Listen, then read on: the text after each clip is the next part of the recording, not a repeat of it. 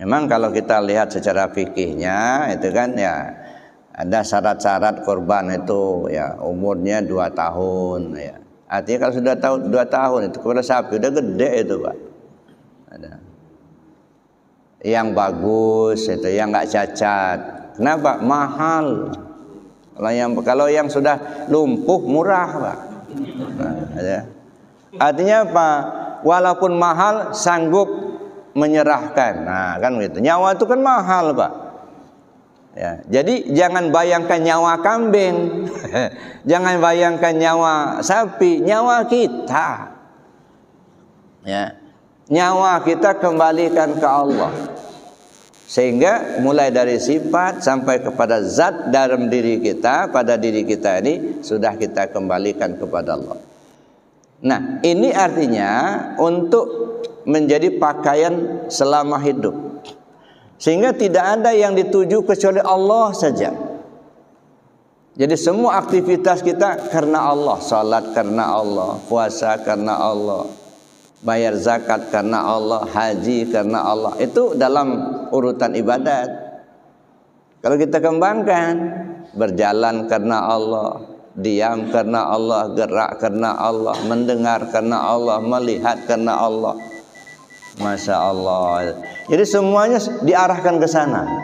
Sampai-sampai dalam sholat pun Bapak Ibu ya, coba kita perhatikan, semua mengarah ke tempat yang satu. Mulai kita berdiri itu kan, dada kita mengarah ke kiblat. Lalu kemudian ketika kita sujud saja kakinya harus ditegakkan. Ya. Ini kan mengajarkan kita mengarah kepada arah yang satu, kepada Allah. Sebanyak ini orang di dunia ini ketika salat mengarah ke Baitullah.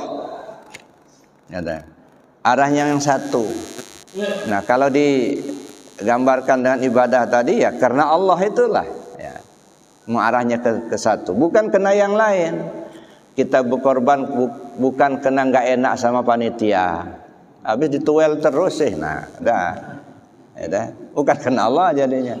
Nggak enak kita ditanya terus ngorban nggak. Kalau itu sudah jadi niatnya nggak enak, nah sudah hilang pahalanya tuh. Nah, singkirkan itu asbabnya bisa saja. Pak pengurus misalnya menanya gimana tahun ini bisa ngorban nggak? Itu kan asbabnya, nggak masalah. Tapi niat yang muncul dari hati kita bukan karena tidak enak sama orang, tapi betul-betul karena Allah gitu.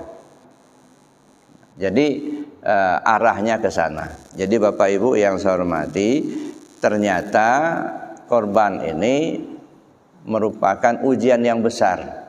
Nah, buat kita.